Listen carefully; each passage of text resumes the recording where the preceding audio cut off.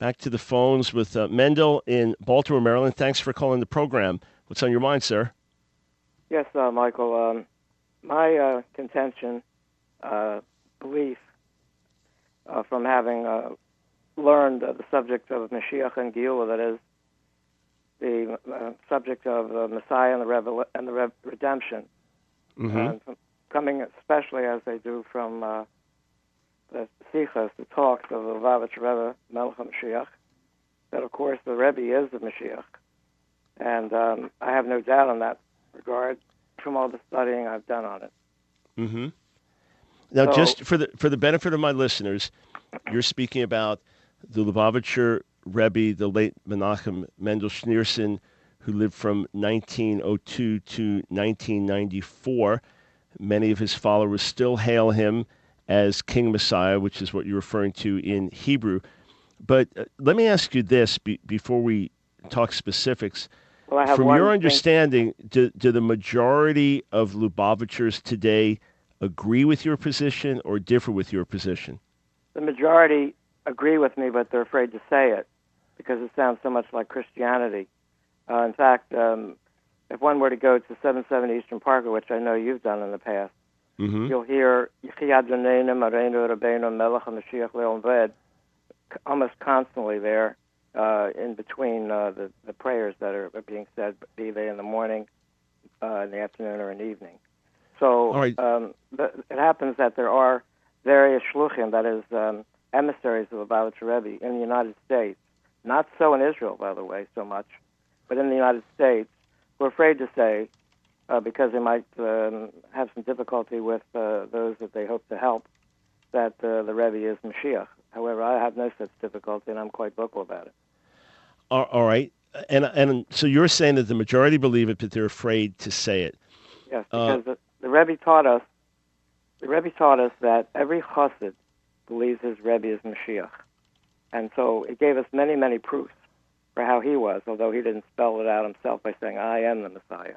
But we'll get into that in the course of this phone call. All right. So if I could demonstrate to you that the Messiah actually had to come before the Second Temple was destroyed over 1,900 years ago, then that would eliminate the Lubavitcher Rebbe or anyone after the destruction of the Second Temple from being the Mashiach, correct? Not at all. Not at all, because there have been many times in Jewish history when there were such things called kitzim. Kitzim are end times by which we expect the Mashiach to come. Mm-hmm. In fact, it's quite a controversial subject to say that by this time Mashiach will come, because if he doesn't, then a lot of people will be very much in despair. In fact, the case of Yaakov Avinu, Jacob, was about to reveal when that was going to happen, and that prophecy was taken away from him at that moment because it was so far off in the future that the Jewish people probably wouldn't be able to withstand all the waiting and the things that he had to go through for him. In fact, the Gemara says, "Blasted be his bones," one who says when the Mashiach will come. However, the Rebbe and many other people throughout Jewish history, great sages, have used the time of the coming year to find hints that this will be the time of Mashiach's arrival.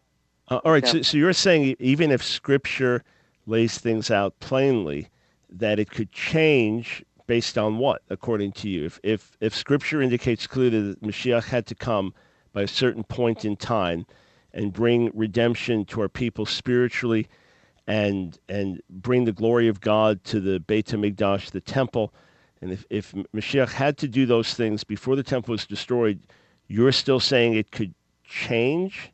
Well, first of all, there is something I can agree with you on, and that is Mashiach has to come by the year 6000.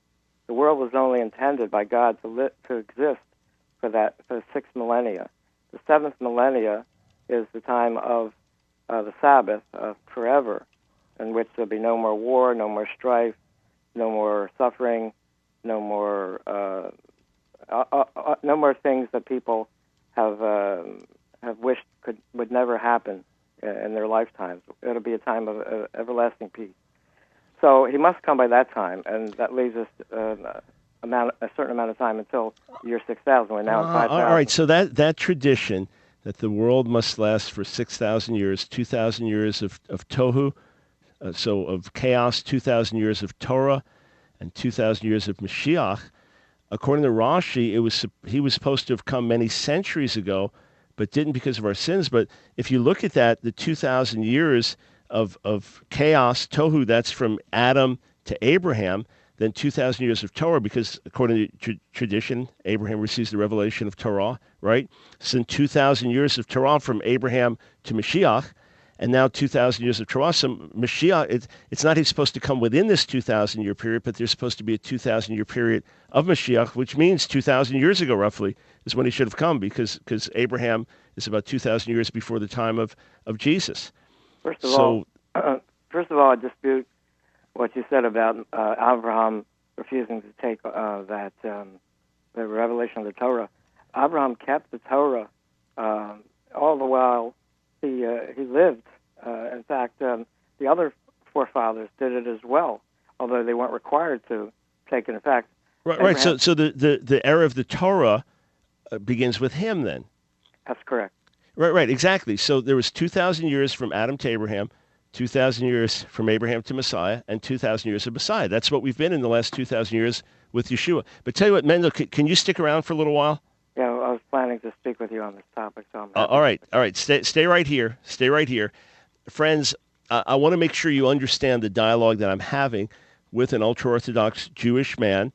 He is part of the Lubavitcher Hasidim.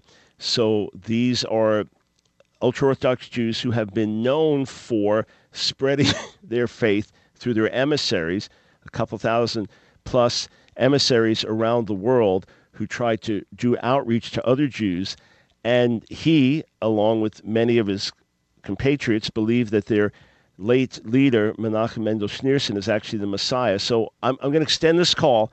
We're going to continue to talk about this today. I'm in the midst of a very interesting discussion with an ultra-Orthodox Jewish man from the Lubavitcher Hasidic sect who is convinced, along with many of his colleagues, that their late leader, Lubavitcher Rebbe, Menachem Mendel Schneerson, who died in 1994, is actually the Messiah. Mendel, thanks again for calling us. Just a couple of quick questions. First, how did you happen to tune into the broadcast in the first place? Well, I've known of you for more than 30 years. I attended a debate with Jews for Judaism and you at UMBC in Baltimore, Maryland at that time. And, of course, I must say that I found you to be a redoubtable figure even then. And I have seen the debate you had with Rabbi Emanuel Shochet online. So I did see that you pretty well hold your own. However, of course, I don't agree with you on the subject of Mashiach. Yes, well, I appreciate that, and I appreciate your gracious words as all. Sorry to see Rabbi Shochet's loss this year as well. So were you raised in Lubavitch yourself, sir? No, I actually had the good fortune to go to Talmudical Academy here in Baltimore when I was a child. And not too many come out from there, being that it's a Litvish, means Lithuanian-style yeshiva. Right. So it'd be called Misnagid. So for our listeners, these would be Orthodox Jews or ultra-Orthodox, but very different perspective than Hasidic Jews have. So you started there, and then how did you move over to Lubavitch? Well, actually, I came to Lubavitch having been on the college campus, like most Jews who come back to the tradition do, where they came to me with a mitzvah tank as I was walking toward the library, and they said, "Excuse me, are you Jewish?" And I said, "Yes." And they said, "Would you like to do a mitzvah?" I said, "What mitzvah is that?" And they said, "Here, say a blessing on the arbor minim, the four kinds of plants that we have that symbolize the unity of the Jewish people at the time of Sukkot, the holiday of Tabernacle." And I said, "Yeah, I would like that. I haven't done that blessing in many years." So I did it. I felt wonderful because I was connecting to God at that time just by having that ritual and saying over that blessing. And from then on, I had various times when I came upon them or they came upon me, and eventually I went to yeshiva in Morristown, New Jersey, and also in Kfar Chabad in Israel. and now I have a wife for close to 35 years, or close to 40 years actually, who's also religious like I am, and children have all gone to seminary, and one presently in the biggest Lubavitch yeshiva in the world, in Tzfas, it's called Yeshiva Space Levi Yitzchak. So it's not that I went away from Judaism and then came back. I really wasn't on that path. I went to Talmudic Academy because they had an open door policy for children of Holocaust survivors, and I was one of them. Yeah, so I had a background in it, but nothing came as much alive to me of the tradition of Judaism as it did when I came upon the mystical aspect of Judaism, which is expressed in Chabad Chassidus. All right, let's do this then. I won't get into an argument or debate with you. I want to ask you a couple of questions so that you can articulate your views for our listeners, all right? So this won't be a debate, although I'm sure you have your views firmly thought through. But we come back, we've got an extended segment, and I'm going to ask you a couple of questions, not for the purpose of debate, but so that you can share your views. And then here's what I want to do. This is going out live all over the nation, and then, of course, internet around the world. But we'll pull out the content of our conversation and put the audio up, and then I'm going to ask some Lubavitch friends that I have what their take is on what you have to say. So we'll be back with a fervent Jewish man who is convinced that the leader of his group, who died in 1994, is actually Melech HaMashiach, King Messiah.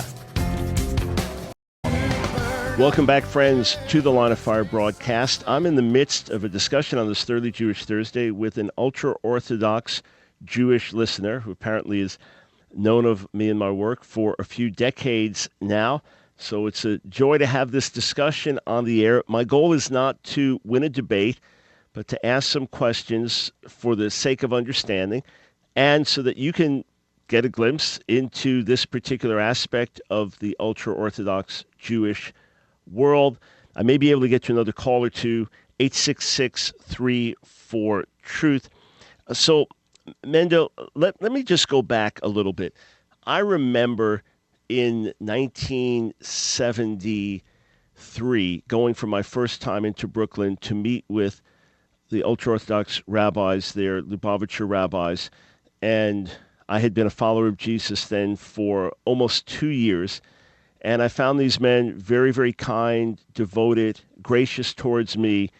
And that's part of what got me going on this calling to debate and be able to answer questions and study Hebrew, etc., because they challenged things, and I felt they asked valid questions, and I knew I needed to study and learn more. But they had signs on the walls then, when is Messiah coming, or we want Messiah now, that kind of thing. And it was some years later before they began to talk about the Rebbe could be Mashiach, the Rebbe could be Messiah. And then there was the expectation, there were pagers that Lubavitchers were wearing around the world, waiting for the Rebbe to be revealed. Then he had his stroke and was unable to talk. Wasn't there an expectation back then that he would somehow be miraculously restored, even as an old man who was very sick, and initiate some type of glorious reign? Am I incorrect in thinking that there was that expectation at that time? Well, Lubavitchers have always believed that the Rebbe was Mashiach, even though he didn't explicitly say that he was for many decades. He gave many hints to it, which we can get into in the course of this call. In fact, in his first mimer, the first discussion that he ever had, you might call it a Hasidic discourse, would be the better way to describe it.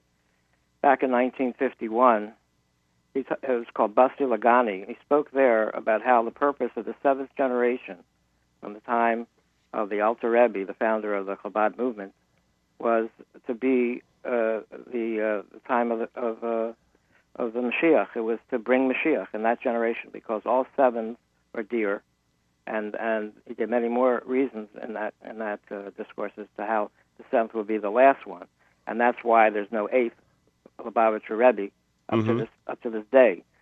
So as far as him being restored, every Jew will be restored, not just those who've already gone on to the reward in the course of Tchias Mason, which means the resurrection of the dead. But there will be no more suffering and no more disease, no more ailments, and so people will have a way of living that in fact, it would correct the sin of Adam. When Mashiach comes, all of that will be rectified, and so people won't have to die anymore. And you understand, of course, that we recognize that Jesus, Yeshua, dealt with that on the cross. That's why he first had to come and deal with sin and make atonement. That's why he's called the second Adam. He reverses what the first Adam did. Now this message spreads throughout the entire world. We have the Arabon, the down payment of the Spirit, guaranteeing that when he returns, then we'll see the full effects of what he did on the cross. But you understand our beliefs in terms of why Mashiach had to die and how he dealt with those things on the cross. So you don't agree with that, at least at this point, but you do understand our perspective there, correct? Well, I don't disagree with the fact that Mashiach will have to die, because we do have, if people are interested, they can go to Rabbi, YESS.com, and they can see about 13 or 14 different sources for how Mashiach can come back from the dead. And also that, for example, the Ben Ish Chai speaks about how he will die and then come back as well as one of the transitions he has to go through. Now, what was that website again? Rabbi, yes, YESS.com. Ah, 2 S's. Okay, got it. Right. So you can find there a copious, voluminous discussion of this topic. And now, wasn't there also the concept of mitatan shel tzadikim tichaper, that the death of the righteous atones, and that immediately after the Rebbe's death, that many of his followers were saying, may his death be an atonement for this generation? There is such a thing that a tzaddik, an entirely righteous human being, Jewish person, is a magen. He's a protection for the Jewish people. And so when he goes, then the people are left with one less person who can be that for them. And as far as say your question. Right, but in any case, you're saying that, in your view, that traditional Judaism supports the idea that the Messiah will die and rise from the dead. Right. In fact, there's a Gemara that is an oral tradition from the Talmud, and it's in Sanhedrin, page 98, the second page. It's the second side of the page of the folio, and it speaks about how Mashiach can accompany the living of the dead. If he's from those who are alive today, he's certainly Rabbi. If he's from those who have already died, he's someone like Daniel. And then there's a discussion by the Abarbanel in a book called Yeshua's Mashiach, Salvation of the Messiah. Right, and these are some of the standard arguments that are brought by supporters of the Rebbe as Mashiach. Now, you're aware that Orthodox Rabbi and Professor David Berger has said that these views are contrary to Judaism and play directly into support for missionaries like me, who will say, yeah, of course Messiah had to die, of course he rises from the dead, of course he returns, and that he's concerned that this will help traditional Jews be more embracing of who Jesus is. Well, something like that could only be said by someone who has an anemic Judaism on his own, because the more that a person learns the traditional sources of Torah about the coming of Messiah, the more convinced he'll be, rather than to think that he's going to lose anything in the process, or have other people be easily persuaded that the central figure of Christianity could be the Messiah. A person could be forewarned and forearmed by learning the subject, which I've done, and I give classes in it. So right now you are aware, of course, that there is an aspect in which the view of Jesus as the central figure of Christianity, as opposed to the one who fulfills the messianic prophecies, they're two different views. In other words, we would say that much of the church has departed from its biblical Jewish roots. But again, back to you though. So you say that Messiah David could Berger die, Berger rise. may be an expert on Christianity, and insofar as the Jewish tradition and how it conflicts with Christianity is concerned. However, he's not that. He's a professor, but he's not really a rabbi in the sense of someone who has learned this subject very thoroughly, and that's why there have been other people who have debated him and shown that he really doesn't know what he's talking about. Got it. Yeah, and of course I know him more as a professor than as a rabbi, and I should have put the emphasis on the professor part. And of course he'd have some strident responses coming back to you on this. So just back to my question though, wasn't there an expectation that the Rebbe was going to be miraculously raised up? Wasn't it still a shock when he died? Yes, of course. Everyone believed that the Rebbe would continue to bring in the redemption, and there wouldn't have to be any kind of change, because like a child believes that his father is going to live forever. That's a very common belief that most people share. They don't want to even contemplate that something could happen to their father. And the Rebbe, in a spiritual sense, is all Lubavitchers and all Jews' father. And so we were looking forward to him fulfilling all of that. However, there are other spokesmen, sages on the topic that say that he could just as well have a time when he disappears from the scene and then comes back. For example, we have somebody called Rabbeinu Bachai, a very famous sage in Judaism, and it says this at the end of Parshas Shemais, his commentary on the book of Exodus. He says that my beloved is compared to a deer. Just like a deer is first revealed and then is concealed and then is revealed again, so too Mashiach will be that way. Just as you saw that Moshe Rabbeinu, that our Rabbi Moses appeared, was revealed, and then he went away and was concealed, but he came back and took us out in the first redemption. All right, tell you what, stay right there, and let's extend this conversation just a few more minutes. Wow. So Jewish tradition saying the Messiah will be revealed and concealed, then revealed again. Sounds familiar, doesn't it? Thanks for joining us on The Line of Fire. 866-34-TRUTH. I'm continuing a lengthy conversation with an ultra-Orthodox Jewish man from Baltimore who believes that the late Rabbi Menachem Mendel Schneerson is actually King Messiah. And he has no problem with the idea of a Messiah who will die before completing his mission, who will be temporarily concealed from the people of Israel, and then who will be revealed at the end. Mendel, we're real short on time, but a few very quick questions. Do you believe that the Rebbe's body is in the grave right now? Yes. Okay. In Do fact, you believe...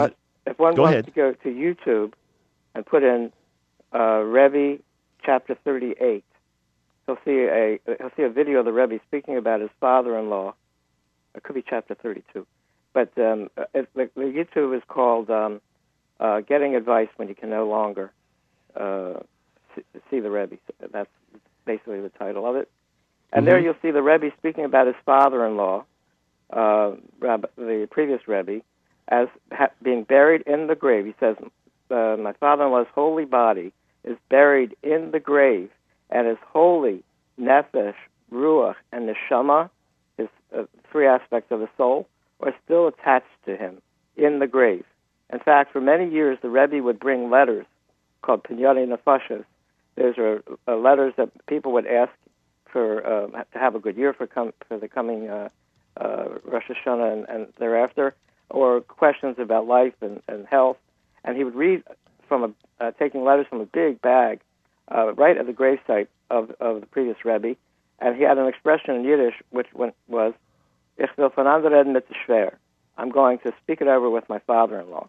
Now, we have a basic Torah prohibition that the Rebbe could be violating if the Rebbe, his previous Rebbe, the father-in-law, was not alive, and that's called being Dorish Min HaMesim. It means learning out or speaking to, a better way of saying, speaking to those who have already departed. So it's a prohibition in the Torah not to do such a thing. Right, and he would he would commune with his deceased father. Not deceased at all. See, I dispute with you that the Rebbe ever died. I'm giving you the minimalist position. Oh, okay. So his body is in the grave, but he actually didn't die. That's and then correct. Do you is he going to have some type of a second coming? We don't use the second coming because the way we say it is that he never really went away. It's just tzaddikim are compared to the stars. Why the stars? You can find this in the Me'am Lo'ez on the Haggadah Pesach. Because just like the stars, you can't see them during the day because of the shine of the sun. So too tzaddikim, we can't see them after they've departed because of our sins. So there are righteous individuals who can see those who have departed. All right, but how is he? And I'm only interrupting, sir, because we're very short on time. How is he going to be revealed again?